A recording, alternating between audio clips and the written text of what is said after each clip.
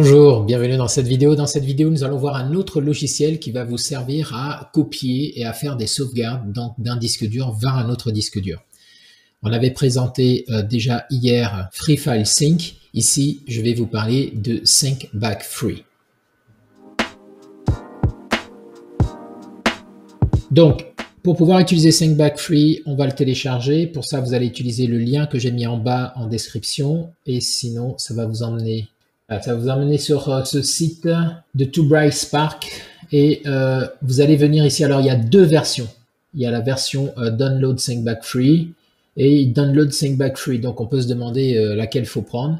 Alors, celle-là, c'est pour les administrateurs only. Donc, vous ne posez pas de questions. Vous prenez celle du dessous. La version basique, ça suffira largement. Ensuite, une fois que c'est téléchargé, vous pouvez cliquer dessus pour l'exécuter. Vous allez arriver sur une fenêtre d'exécution comme ceci. Ici, vous dites installer pour tous les utilisateurs. C'est préférable, surtout si vous avez plusieurs sessions. Dans la fenêtre de validation, vous dites oui.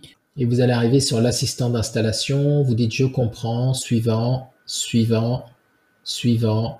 Et vous laissez le processus d'installation aller jusqu'à son terme. Voilà, ici on va laisser l'exécution se faire quand on termine, comme ça il va nous ouvrir automatiquement le logiciel et on va voir maintenant comment on fait pour l'utiliser. Alors quand vous validez, il vous demande est-ce que vous voulez visiter une page qui va vous permettre d'avoir des tutoriaux, donc vous pouvez dire oui si vous voulez ici, moi je vais faire non. Et on arrive à l'interface. Alors, je vais la mettre en plein écran. Voilà. Donc, l'interface est assez sommaire. Ça peut faire un peu peur comme ça au départ. Mais ne vous inquiétez pas, c'est assez facile à gérer. Donc, on va voir maintenant sur un cas concret. Donc, j'ai branché dans mon PC le même disque dur Extreme SSD. On va le retrouver ici. Donc, et là, ici, on va mettre un dossier de test. Ici, on va l'appeler test sauvegarde. Voilà. Et on va utiliser ce dossier de test qui est vide maintenant. On va l'utiliser pour pouvoir copier automatiquement des choses dedans. Donc, comment vous faites? Vous venez dans l'interface. Ici, vous cliquez sur Nouveau en bas à gauche. Ici, vous pouvez donner un nom à votre sauvegarde. Donc, moi, je vais mettre sauvegarde image, par exemple. Et sauvegarde image tous les jours, donc journalière. Je fais suivant. Ici, vous avez trois possibilités. On a vu que sur l'autre logiciel, on avait à peu près ces mêmes possibilités-là. Alors, sauvegarder, ici, vous sauvegardez. Voilà, vous pouvez, regardez, si vous cliquez ici, vous allez avoir de l'aide. Il va vous dire exactement ce que fait chacune. Donc ici, il nous dit que c'est une copie dans une seule direction, hein, quand on clique dessus. Donc, on va faire un one-shot. On va sauvegarder la cible qu'on lui indique, les dossiers de cible qu'on lui indique. Et il va les déplacer automatiquement vers le dossier de destination qu'on va lui indiquer. Synchronisation, il va contrôler ici. Alors, la synchronisation dite intelligente n'est pas valable sur la version gratuite. Donc, du coup, ça va être compliqué, mais grosso modo, ça permet de synchroniser deux dossiers. Donc, on a un dossier d'origine, un dossier de destination.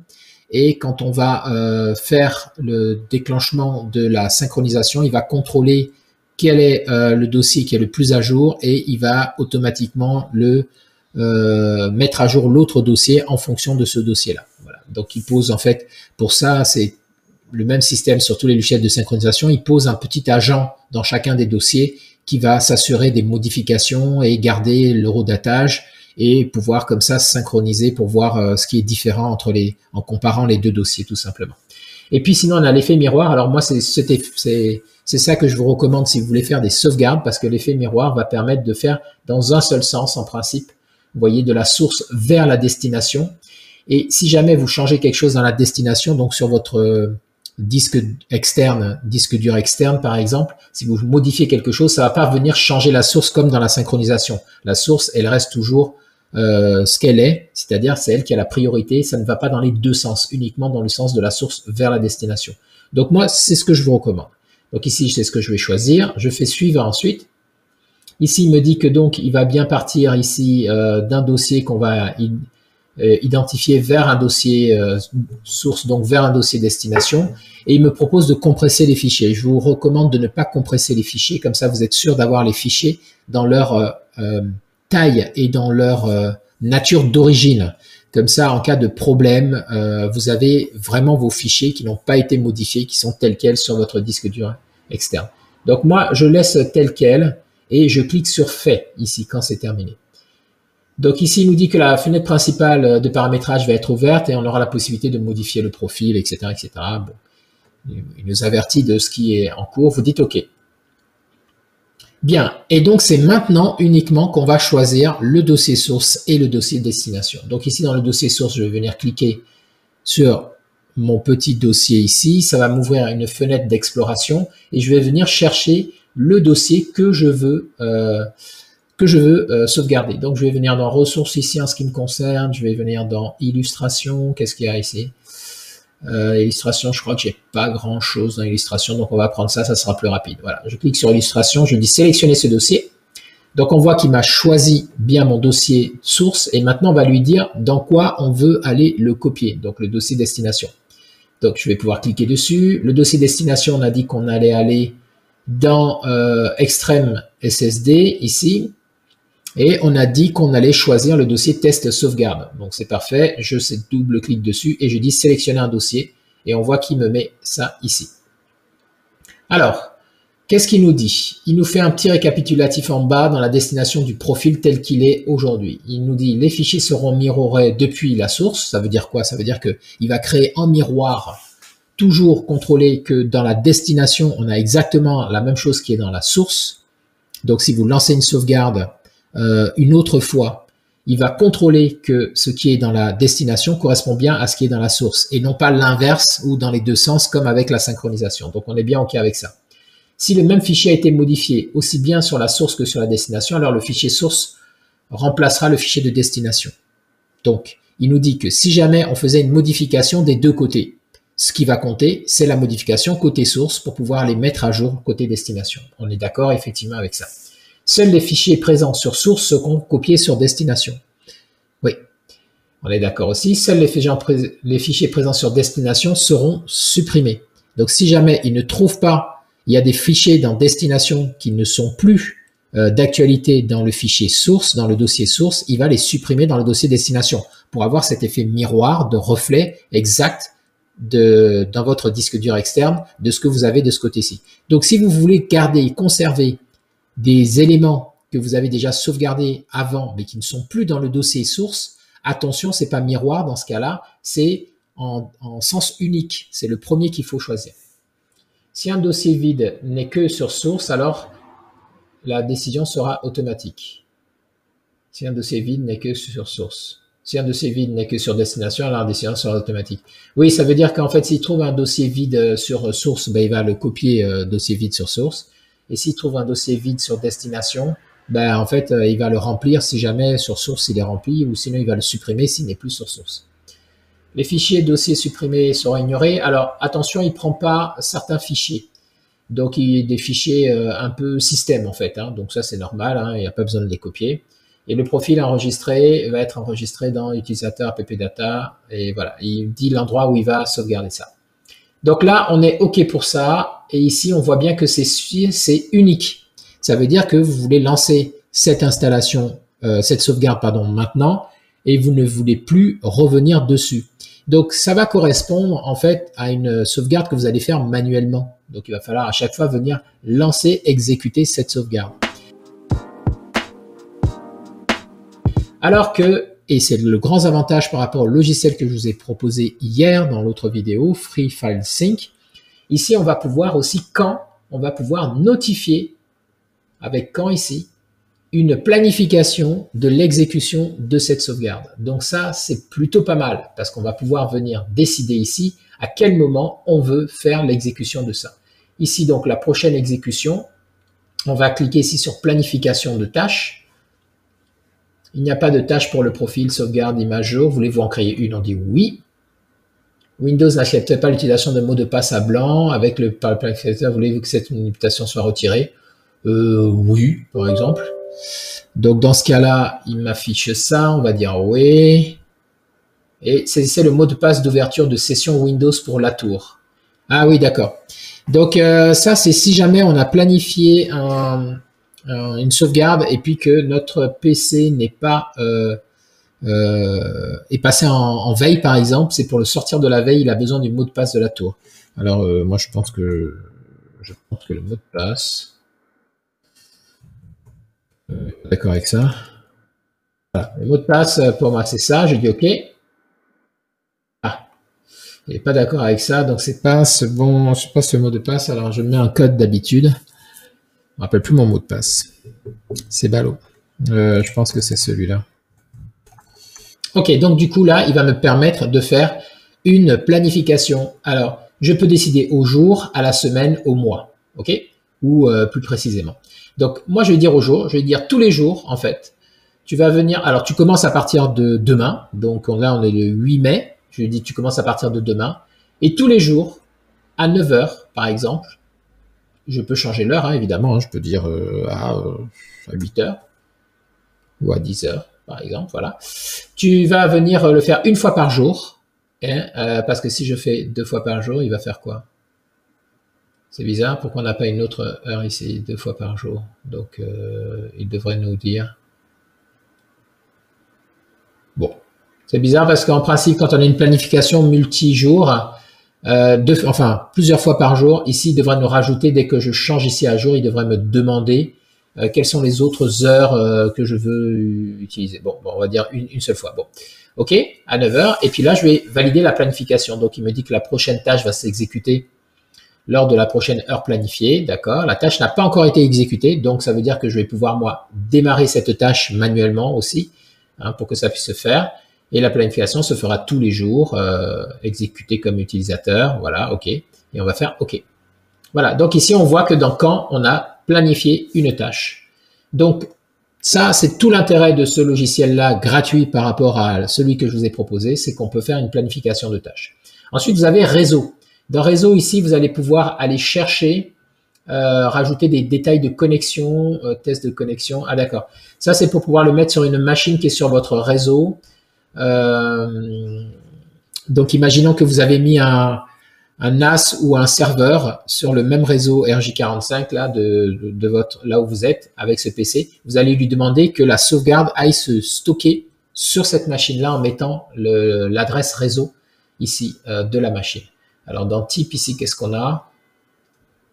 Faire une image miroir. Ok, donc ça c'est la nature, hein. Voilà, c'est la nature on peut peaufiner ou changer la nature de l'image. Ok, ça c'est très bien. Et notifier, je suppose qu'on peut envoyer des notifications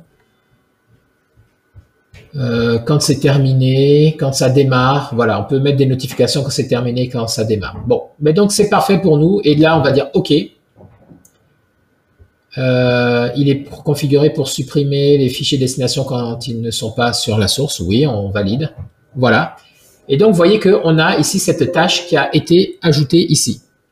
On a cette fenêtre qui nous dit, est-ce qu'on veut simuler l'exécution de ce profil? Alors, je vous recommande de faire ça parce qu'il permet de simuler sans lancer la tâche, mais ça permet de savoir que ça peut bien fonctionner, qu'il n'y a pas d'erreur. Donc, il ne va pas copier, vous voyez, il ne va pas supprimer, mais il va nous donner un rapport pour nous dire si c'est OK. Donc, on va dire oui, c'est pour la simulation. Et puis, vous voyez, là, il vient de lancer une simulation pour nous dire, OK, il a détecté qu'en fait, tous ces fichiers qui sont dans mon fichier de source ne sont pas dans mon fichier de destination. Donc, potentiellement, c'est ceux-là qui vont être copiés vers la destination. Et on va dire, oui, continuer la simulation. Et là, il nous dit que la simulation est correcte. Ça veut dire que ça va fonctionner correctement. Voilà. Donc, on a cette tâche qui est prévue hein, et qui va pouvoir s'exécuter. Et je peux quand même venir, en doublant-cliquant dessus, je peux venir exécuter ce qu'il appelle le profil, donc la tâche en question. Je peux venir l'exécuter ici, manuellement également, je suppose, en cliquant dessus. Hop, exécuter.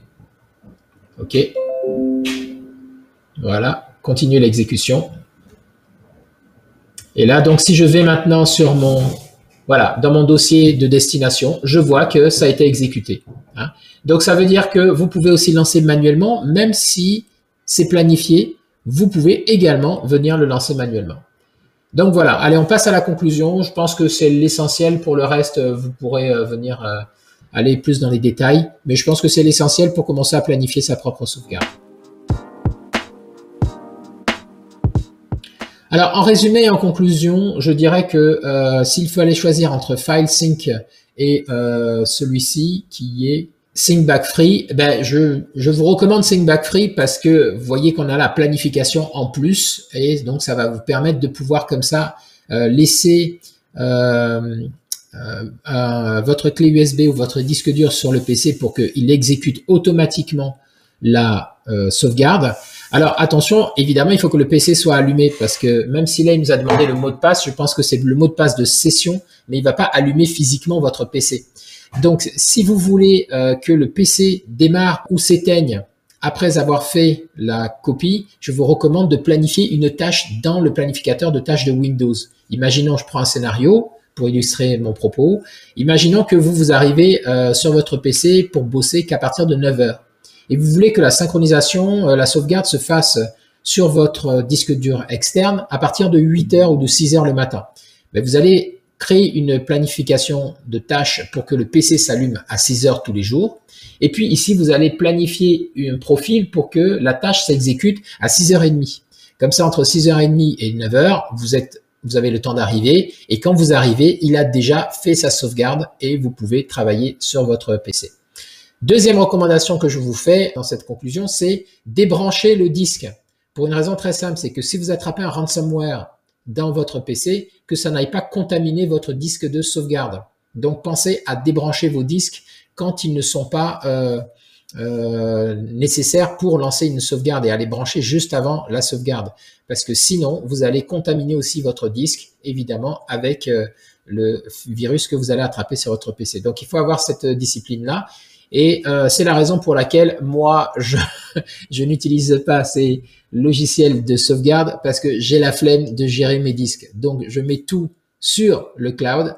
En tout cas, toutes les données sont sur le cloud. Et quand il s'agit de mon système, je fais par contre une sauvegarde automatique de l'ensemble du système en créant une image. C'est l'image totale du système qui est sauvegardée et non pas les fichiers. Parce que je veux garder mes logiciels, je veux garder ma configuration et je veux garder mes fichiers. Ici, on voit que c'est bien pour la sauvegarde de fichiers, mais on ne va pas sauvegarder les logiciels, on ne va pas sauvegarder la configuration. Donc voilà ce que je voulais vous dire sur ce logiciel. J'espère que cette vidéo vous sera utile. Et si vous voulez par contre apprendre à faire une sauvegarde complète de votre système, comme je viens d'expliquer avec les logiciels, la configuration et les données, dans ce cas-là, je vous recommande donc ma formation. Et je vous mets le lien en description de cette vidéo. Voilà. J'espère que cette vidéo vous sera utile. Je vous remercie de l'avoir suivi. N'hésitez pas à vous abonner à la chaîne, ne serait-ce que pour la soutenir, même si vous ne revenez pas régulièrement. Moi, ça me permet de continuer de faire ce travail-là et à l'algorithme de le montrer à d'autres personnes. J'ai besoin de ça pour développer la chaîne. Donc, merci. Ça ne vous coûte pas grand-chose. Vous cliquez juste sur s'abonner, même si vous ne revenez pas régulièrement. Merci d'avoir suivi et merci de votre abonnement. Et je vous dis à bientôt dans une prochaine vidéo. Au revoir.